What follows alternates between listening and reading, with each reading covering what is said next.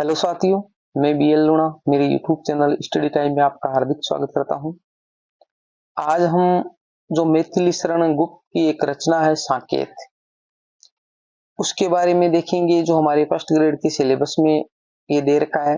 और साकेत है, उस साकेत के जो सर्गों की बात करें तो उसमें 12 सर्ग है, परंतु हमारे जो सिलेबस है उस सिलेबस में उस साकेत का जो नवम सर्ग है, जो उर्मिला के विरह वेदना से संबंधित है, वो सर्ग है, वो हमारे सिलेबस में दे रखा है।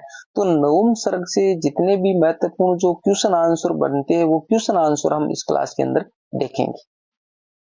मैथिली शरण गुप्त के जीवन परिचय के बारे में, इनकी कौन कौन सी रचनाएं, इसको मैंने जब हिंदी साहित्य का इतिहास पढ़ाया था वहां पर मैंने इसको अच्छे से बता दिया है। तो अगर आप कंटिन्यू मेरे चैनल से जुड़े हुए और आप देखते आ रहे हो तो आपको अच्छे से पता होगा। यहाँ पर हम मैथिली शरण गुप्त की ज्यादा चर्चा नहीं करेंगे, हम नवम शरण से संबंधित जो जितने भी महत्वपूर्ण क्वेश्चन आंसर होंगे वो देखेंगे। तो अगर आप मेरे चैनल पर पहली बार विजिट कर रहे हो तो चैनल को सब्सक्राइब कर ले, बेल आइकन को ऑल पे प्रेस कर ले, ताकि जब भी मैं कोई नया वीडियो अपलोड करूं तो उसका नोटिफिकेशन आपको तुरंत मिल सके। क्योंकि यहाँ पर हम संपूर्ण फर्स्ट ग्रेड का कोर्स करेंगे जो हमारे हिंदी से संबंधित है, और लगभग है वो 90% कोर्स है वो हमारा कंप्लीट हो चुका है। कुछ ही टॉपिक है वो एक आध जो बच्चे वो हम इस पर करेंगे। इसके बाद में हम जो हमारा रिवीजन है उस रिवीजन के आधार पर भी हम कुछ क्लासें हैं वो देखेंगे। पीछे के जो पेपर आए हुए उन पेपर के आधार पर किस प्रकार के क्वेश्चन है आते हैं, हमें आगे किस प्रकार जो रिवीजन करना है वो भी हम आगे इस पे देखेंगे।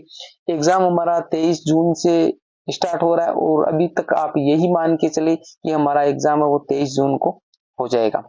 बाकी आगे जो सरकार क्या करती है, पद बढ़ाती है, वापस जो फॉर्म है वो रीओपन करती है, वो सरकार का काम है। हमारा काम है कि हम अच्छे से सिलेबस को तैयार करें। तो आप कंटिन्यू एक ऊर्जावान बने रहे, अच्छे से तैयारी करते रहिए। आपको उन खबरों पे ध्यान नहीं देना है कि एग्जाम आगे जाएगी पीछे आएगी, पद बढ़ेंगे नहीं बढ़ेंगे। हमारे को सिर्फ उस पर फोकस करना है कि 23 तारीख से हमारे फर्स्ट ग्रेड के एग्जाम है वो सर्व हो जाएंगे और हमारे को एक पद है वो लेना है। ठीक है, तो बिना समय गमाए हम शुरुआत करते हैं हमारी क्लास की। वीडियो पसंद आती है तो इसको लाइक जरूर करें, आप लाइक नहीं करते हो लाइक जरूर करें। तो हमारा जो पहला क्वेश्चन है वो है, न सपने सपने रह पाएंगे, प्रकटता अपनी दिखलाएंगे, पंक्ति में निहित भाव क्या है। तो इसके अंदर कह रखा है कि सपने साकार होकर यथार्थ में बदल जाएंगे। जिस प्रकार हमारा एक सपना है कि हमारे को एक फर्स्ट ग्रेड बनना है, तो वो सपना एक दिन हकीकत में बदल जाएगा। तो सपने साकार होकर यथार्थ में बदल जाएंगे। दूसरा हमारा क्वेश्चन है, साकेत का नवम सर्ग किस राजा की जय ध्वनि के मंगलाचरण से प्रारंभ होता है। तो राजा जनक की जय ध्वनि के साथ में जो साकेत का नवम सर्ग है वो प्रारंभ होता है। और राजा जनक है वो कौन थे, वो सीता के पिता थे। सीता के पिता थे राजा जनक। 3 नंबर क्वेश्चन है, आई है वीरता तपोवन में, क्या पुण्य कमाने को, या संन्यास साधना में है दैहिक शक्ति जगाने को, उक्त पंक्तियों में अलंकार है। ये क्वेश्चन है वो व्याख्याता हिंदी संस्कृत विभाग का जो 15 नवंबर 2022 को एग्जाम हुआ था उसके अंदर पूछा गया। तो इसके अंदर जो ये लाइनें दे रखी है इसके अंदर संधि अलंकार है। आई है वीरता तपोवन में, क्या पुण्य कमाने को, यानी का मतलब संधि लग रहा है। संधि क्यों लग रहा है कि ये कह रहा आई है वीरता तपोवन में, वीरता आई है। तो वीरता आई है तो वीरता का मतलब क्या होता है, जिसके अंदर वीरता आती है तो लड़ाई झगड़े करता है, और जब लड़ाई झगड़े करता है वहां पर पुण्य का कोई काम ही नहीं है लड़ाई झगड़ों में। तो कहने का मतलब इसमें हमारे को एक संदेह लग रहा है, संदेह लग रहा है। तो इस प्रकार यहाँ पर संदेह अलंकार है।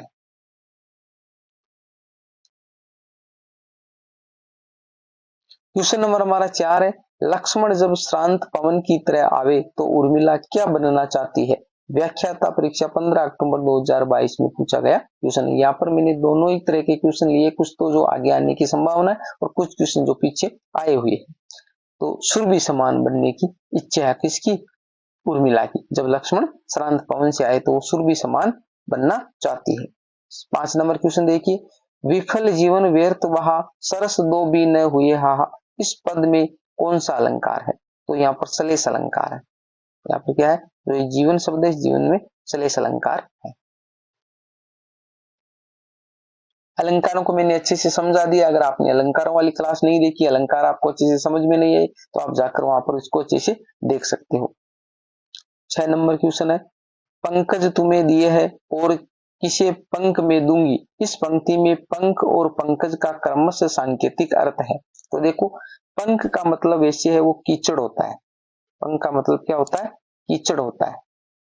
दूसरी बात, पंकज की बात करें तो उसका मतलब कमल होता है, कमल होता है। परंतु पंख का मतलब क्या होता है, कीचड़ होता है, और पंकज का मतलब कमल होता है। परंतु ये पूछा सांकेतिक संकेत रूप में क्या कहा गया है, तो उस ऑप्शन के अंदर जो अभ्यसद आएंगे वहां पर कीचड़ और कमल भी दे रखा होगा। तो आपको क्वेश्चन को अच्छे से पढ़ना है, सांकेतिक यानी संकेत करके, एक टारगेट करके। तो वहां पर दुख और सुख, तो कीचड़ है वो दुख का प्रतीक है और कमल है वो सुख का प्रतीक है, इस प्रकार, ठीक है। तो संकेत करके ये बात कही गई, इसलिए मैंने ये क्वेश्चन लिया कि आपको यहाँ पर ये ध्यान रखना है कि सांकेतिक अर्थ पूछा, इसका जो वास्तविक अर्थ पूछते तो हमारा का कीचड़ और कमल होता। 7 नंबर क्वेश्चन देखिए, मुझे ये खलता है दोनों ओर प्रेम पलता है। इस पंक्ति के आधार पर उर्मिला को कौन सी बात खलती है। प्रेम में स्वार्थ भावना, प्रेम में जो स्वार्थ भावना होती है वो बात है उर्मिला को खलती है। 8 नंबर का क्वेश्चन है, 8 पहर 64 घड़ी स्वामी का ही ध्यान, इसमें कितनी कालावधि की ओर संकेत किया गया है, दिन और रात का।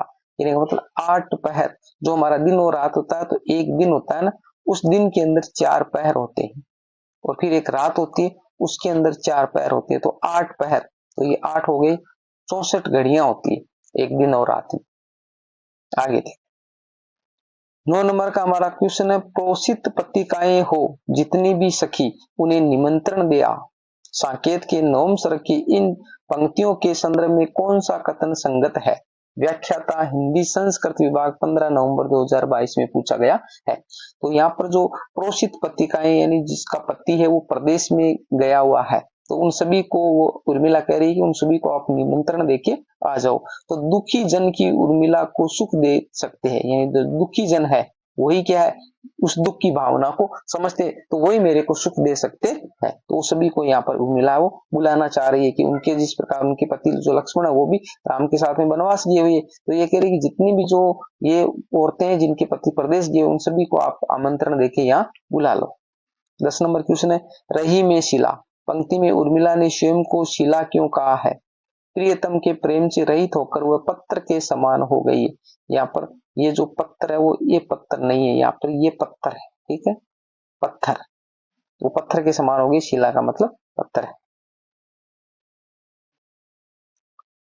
हमारा 11 नंबर क्वेश्चन है, उर्मिला ने अपने यौवन को क्या कहा है। व्याख्याता 15 अक्टूबर 2022 में आया हुआ है, यानी बालक माना है, जो अपना यौवन रूपी बालक है ना, तो यहाँ पर हमारा रूपक अलंकार भी हो जाता है, ऐसा है ना, तो यौवन को उन्होंने बालक का रूप माना है।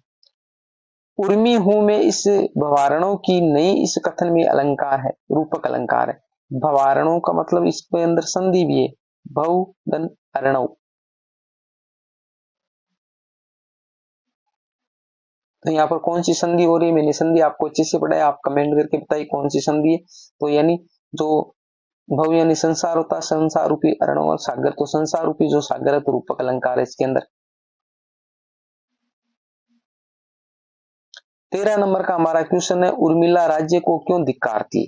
यानी उर्मिला है वो अपने राज्य को धिक्कारती है, उसके जो ये तीनों ही पॉइंट सत्य है। एक तो स्वयं को वीर की कारागार मिलने के कारण, कारागार का मतलब होता है जेल, ठीक है, वो खुद को वो वीर की वो एक जेल मिली हुई है। राजा दशरथ की मृत्यु के कारण मृत्यु हो गई, क्योंकि जब वनवास हो गया था राम और लक्ष्मण को, तो वो पीछे से वीर के अंदर तड़प के मर गए थे राम को वनवास मिलने के कारण। तो इस सभी के कारण है वो अपने राज्य को धिक्कारती है। 14 नंबर क्वेश्चन देखिए, गया सिद्ध, मेरा में सिद्ध शब्द का अर्थ क्या है। लक्ष्मण का प्रेम, सिद्ध शब्द का अर्थ यहाँ पर क्या लिया गया, लक्ष्मण का प्रेम। तो गया सिद्ध मेरा सिद्ध, ये जो लाइन है इस लाइन में सिद्ध का अर्थ पूछा, तो ऐसे क्वेश्चन है वो अक्सर एग्जाम में आपसे पूछेंगे। नवम सर्ग के प्रारंभ में किसे योगी पुण्य देही विदेही कहा गया है। जनक को, यानी क्योंकि नवम सर्ग का भी हमने शुरुआत में क्वेश्चन देखा था कि नवम सर्ग की शुरुआत है वो कहां से हो रही है, राजा जनक के जयकारों से। तो यहाँ पर उसको योगी पुण्य देही या विदेही कहा गया है, विदेह का राजा था इसलिए उसे विदेही कहा गया है। हमारा 16 नंबर क्वेश्चन है, किसका बस चलता है दोनों ओर प्रेम पलता है। इस पंक्ति में कौन सा अलंकार है। आगे है इसका आंसर, इसके अंदर काकू वक्रोक्ति अलंकार है। वैसे अलंकार बहुत सारे हैं, सारे अलंकारों को आप पढ़ नहीं सकते, सारे अलंकारों को आप याद नहीं कर सकते, क्योंकि हमारे सिलेबस के अंदर जो 7-8 अलंकार दे रखे उन्हीं को आपको ध्यान में रखना है और ज्यादातर क्वेश्चन उन्हीं से संबंधित पूछे जाएंगे। एक आध जो दूसरा था इसको आप रख लीजिए, उस लाइन को और उस अलंकार को। दीपक संग सलब भी जला न सकी पंक्ति में कौन सा अलंकार निहित है? विरोधाभास। यानी ये कह रहा है दीपक संग सलब भी जला न, क्योंकि दीपक है तो उसके साथ में जलना स्वाभाविक से, तो यहाँ पर एक विरोध का आभास हो रहा है, क्योंकि जब दीपक जलेगा तो जलना स्वाभाविक है, परंतु नहीं जलता है तो क्या विरोध का आभास हो रहा है हमारे। 18 नंबर क्वेश्चन देखिए, उर्मिला मन को संकीर्ण न बनने के लिए क्यों कहती है? वह प्रियतम की स्मृति को समेट के रखना चाहती थी। 19 नंबर क्वेश्चन है, उर्मिला ने किसे विरह में अपना साथी माना है? ये विरह है वो इस प्रकार है, ठीक है, ये थोड़ी प्रिंट मिस्टेक हो जाती है तो आप देख लेना। विरह में अपना साथी मानना है, संकेत के आधार पर बताइए। तो विरह के अंदर वो है तुलिका, उसको अपना साथी मानती है, पुस्तिका को, वीणा को, कहने का मतलब वो ललित कलाएं कर रही है, उन ललित कलाओं से वो कुछ देर के लिए उस अपने गम को भूल जाती है, तो इनको विरह के साथी माना है, तुलिका को, पुस्तिका को और वीणा को। हमारा 20 नंबर का क्वेश्चन है, ओ गौरव गिरी उच्च उद्गार गीत में उर्मिला की किस भावना को अभिव्यक्त किया गया है? तो प्रकृति प्रेम, सदाशीलता, प्रकृति के प्रति संवेदनशीलता, इन सभी को इसके अंदर व्यक्त किया गया है। 21 नंबर का क्वेश्चन देखिए, आज कहाँ है उसमें हिमांशु मुख की अपूर्व उजियाली। पंक्ति में हिमांशु मुख का सांकेतिक अर्थ है, यानी सांकेतिक अर्थ पूछा है, हिमांशु मुख का सांकेतिक अर्थ पूछा है तो वो प्रियतम के लिए है, और प्रियतम कौन है? यहाँ पर लक्ष्मण है, लक्ष्मण है। अब हिमांशु जो शब्द है वो किसका पर्यायवाची शब्द है? आप मेरे को कमेंट करके बताइए।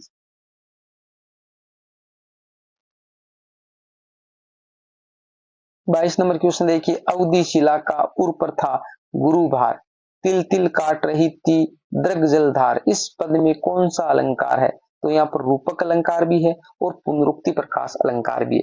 अवधि शिला, अवधि शिला है तो यहाँ पर रूपक अलंकार हो गया, और तिल तिल है वहां पर पुनरुक्ति प्रकाश अलंकार हो गया। 23 नंबर क्वेश्चन देखिए, समशीतोष्ण शांति सुख सार, इस पंक्ति में अलंकार है, तो यहाँ पर अनुप्रास अलंकार है। देखो स स स और स ये बार बार आ रहे हैं, तो यहाँ पर अनुप्रास अलंकार यानी वर्ण की आवृत्ति बार बार होती है। जब 2 बार होती है तो 6 का अनुप्रास होता है, और जब 2 से अधिक बार होती है तो वर्त्य अनुप्रास होता है। अनुप्रास अलंकार के अलग अलग भेद है। आगे देखो 24 नंबर का हमारा क्वेश्चन है, साकेत महाकाव्य ही नहीं ये आधुनिक हिंदी युग का प्रवर्तक महाकाव्य, ये कथन किसका है? तो ये नंद दुलारी वाजपेयी ने कहा है साकेत महाकाव्य के संबंध में। साकेत एक महाकाव्य है। 25 नंबर है, बंधु कौशल्यादिशी प्राची का आशय है, व्याख्याता 15 अक्टूबर 2022 में आया हुआ, कौशल्या रूपी पूर्व दिशा की वंदना करती हूं। तो यहाँ पर रूपक अलंकार भी हो जाता है। 26 नंबर क्वेश्चन देखिए, अवधि शिला का उर पर था गुरु भार, तिल तिल काट रही थी दृग जलधार, इन पंक्तियों के किस पद में या शब्द में रूपक अलंकार है? तो अवधि शिला है, उस अवधि शिला में रूपक अलंकार है, अभी मैंने आपको ऊपर बताया। 27 नंबर क्वेश्चन देखिए, सर्वाधिक खंड काव्य की रचना करने वाले हिंदी साहित्य के प्रसिद्ध कवि है? तो मैथिली शरण गुप्त है। मैथिली शरण गुप्त ने सर्वाधिक खंड काव्य लिखे हैं। हमारा 28 नंबर का क्वेश्चन है, साकेत के नवम सर्ग में निम्न में से उर्मिला के चरित्र की कौन सी विशेषता अभिव्यक्त हुई है? तो प्रकृति से प्रेम, प्रियतम से एकनिष्ठ प्रेम और कला प्रेम, ये सारी चीजें वो इसके अंदर प्रकट हुई है नवम सर्ग के अंदर। 29 नंबर क्वेश्चन है, राजा जनक किस वंश से संबंधित थे? तो निमि वंश से। राजा जनक वो निमि वंश से थे, और हमारे राम लक्ष्मण की बात करें तो ये रघु वंश से संबंधित थे।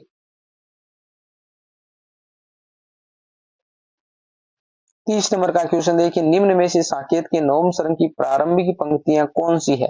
तो दो वंशों में प्रकट करके पावनी लोक लीला, ये जो प्रथम जो पंक्तियां हैं हमारे साकेत के नवम सर्ग की, साकेत की नहीं है, सिर्फ साकेत का जो नवम सर्ग है उसकी।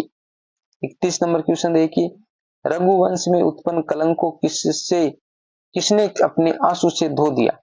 आगे इसका आंसर, तो इसका आंसर है उर्मिला ने। उर्मिला ने जो रघुकुल में जो कलंक लगा उसको आंसुओं से धो दिया। 32 नंबर का क्वेश्चन है, मैथिली शरण गुप्त की वह काव्य कृति जिसको देश प्रेम और राष्ट्रभक्ति की भावना के कारण अंग्रेजी सरकार ने प्रतिबंधित कर दिया था, वो थी भारत भारती। और ये जो सारी रचनाएं हैं वो जो इसको मैंने अच्छे से है ना वो आपको बताया है कि जो मैथिली शरण की गुप्त की कौन कौन सी रचनाएं और उनके सूत्र भी आपको मैंने बताए है अच्छे से।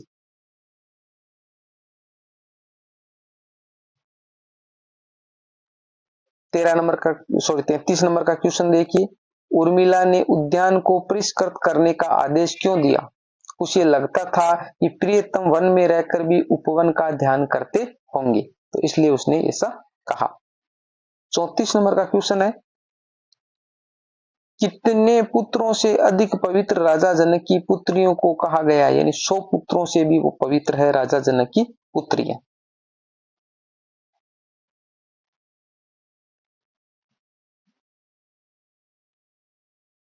33 नंबर का हमारा क्वेश्चन है, दिए श्रवण है इधर में हुई प्रात्यसी, इस पंक्ति में कौन से अलंकार का प्रयोग हुआ है? तो उपमा अलंकार है जो प्रात्यसी यहाँ पर आया ना, तो सी। 36 नंबर का क्वेश्चन देखिए, सृष्टि दृष्टि के अंजन रंजन ताप विभंजन विशेषण किसके लिए प्रयुक्त हुए हैं? तो ये बादलों के लिए प्रयुक्त हुए, सारे जो है बादलों के लिए प्रयुक्त हुए हैं। 37 नंबर का हमारा क्वेश्चन है, मिला न वन ही न भवन ही तुझको, ये पंक्ति किसने किससे कही है? उर्मिला की मां ने उर्मिला से, यानी उर्मिला की मां उससे कह रही मिला न वन, यानी तेरे को वन में जाना भी नहीं मिला, भवन भी तेरे को नहीं मिला, क्योंकि तू यहाँ पर दुखी है, क्योंकि तेरा जो पति है वो भी वनवास में चला गया है, तो तेरे को ना तो वन मिला और ना ही भवन मिला है, ये उसकी मां कह रही है। 38 नंबर का क्वेश्चन है, मेरे चपल यौवन बाल, इस पंक्ति में यौवन को किसके समान बताया गया? देखो मेरे चपल यौवन बाल, तो बालक के समान बताया गया है। आंसर इसका अगले पैराग्राफ में है, चंचल बालक के समान बताया गया है। 39 नंबर का क्वेश्चन है, साकेत का प्रकाशन वर्ष है 1931 ईस्वी में, 1931, और जो भारत भारती थी वो 1912 ईस्वी में प्रकाशित थी, 12 ईस्वी।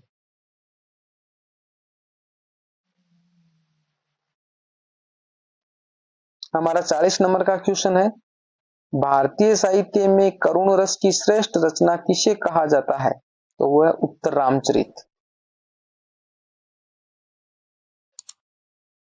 41 नंबर का क्वेश्चन है, तपोयोगी आओ तुम्ही सब खेतों के सार, इस पंक्ति में तपोयोगी किसे कहा गया है? सूर्य को कहा गया है तपोयोगी। 42 नंबर का क्वेश्चन है, उन्माद में प्रियतम को पुनः प्राप्त करने के बाद उर्मिला सर्वप्रथम क्या करना चाहती है? उनकी आरती उतारना चाहती है, किसकी? प्रियतम की, जो लक्ष्मण है उसकी। 43 नंबर का क्वेश्चन है, उर्मिला को वेदना भली क्यों प्रतीत होती है? उसे प्रियतम के प्रति अपने गहरे प्रेम का एहसास हो गया है, इस कारण उसको वेदना वो भली प्रतीत होती है। 44 नंबर का क्वेश्चन है, साकेत की रचना पर कवि गुप्त को कौन सा पुरस्कार प्राप्त हुआ था? तो साकेत की रचना 1931 में हुई थी, 1931 में इसका प्रकाशन वर्ष है, और 1932 के अंदर इस पर पुरस्कार दिया गया, क्योंकि 31 में तो ये प्रकाशित हुई थी और 32 में पुरस्कार दिया गया और मंगला प्रसाद पारितोषिक दिया गया। इन पुरस्कारों से संबंधित क्वेश्चन भी पूछे जाते हैं, कौन सी रचना पे कौन सा पुरस्कार दिया गया, और इन पुरस्कारों को मैंने ज्ञानपीठ पुरस्कार, साहित्य अकादमी पुरस्कार, इन सारे पुरस्कारों को मैंने अच्छे से बताया आपको अलग अलग क्लासों में।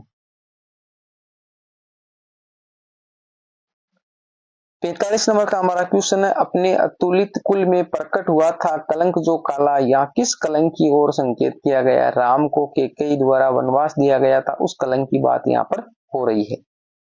46 नंबर का हमारा क्वेश्चन है, मैथिली शरण गुप्त ने इतिहास की उपेक्षित नारी पात्र को निम्नलिखित काव्य ग्रंथ में प्रतिष्ठित किया है? तो साकेत, साकेत के अंदर उसने उर्मिला है, उस उर्मिला को लेकर एक रचना की है साकेत।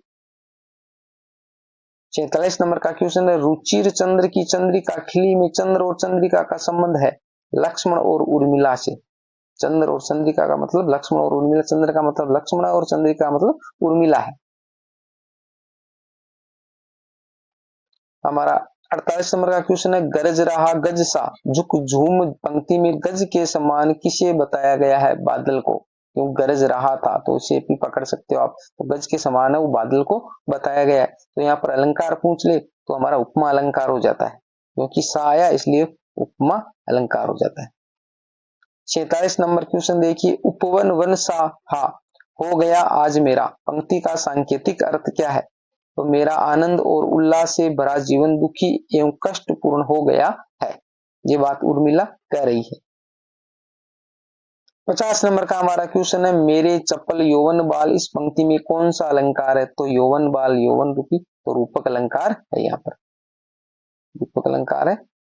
तो ये 50 क्वेश्चन हमने इस क्लास के अंदर देखे, और जो अगली क्लास है उसके अंदर हम 50 क्वेश्चन और देखेंगे। 100 क्वेश्चनों को अच्छे से देखेंगे, और जो आपसे 1 या 2 क्वेश्चन इस टॉपिक से लिया जाएगा तो आपको देखने को मिल जाएगा इन क्वेश्चनों में से। वीडियो पसंद आई है तो इसको लाइक करिए, अपने दोस्तों के साथ में भी शेयर कीजिए। मिलते हैं अगली वीडियो में, तब तक के लिए जय भीम जय भारत।